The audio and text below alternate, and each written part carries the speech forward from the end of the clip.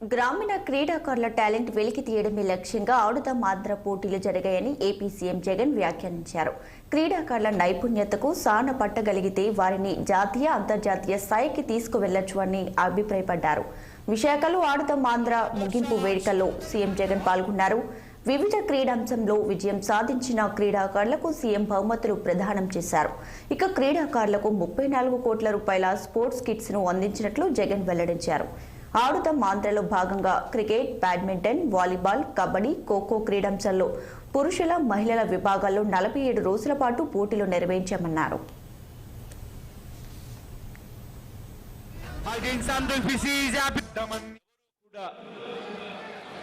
ఎప్పుడూ కూడా ఊహించని పద్ధతిలో మన మట్టిలోని మాణిక్యాలను మనం ఐడెంటిఫై చేయగలిగితే, ఆ మట్టిలోని మాణిక్యాలను మనం సానపట్టగలిగితే,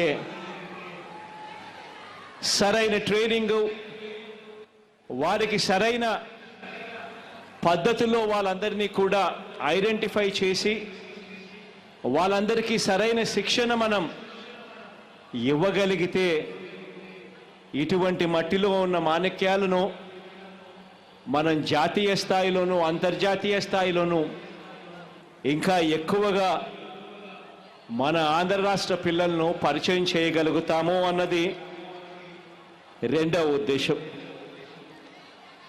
ఈ ఉద్దేశాలలో భాగంగానే క్రికెట్, కబడ్డీ,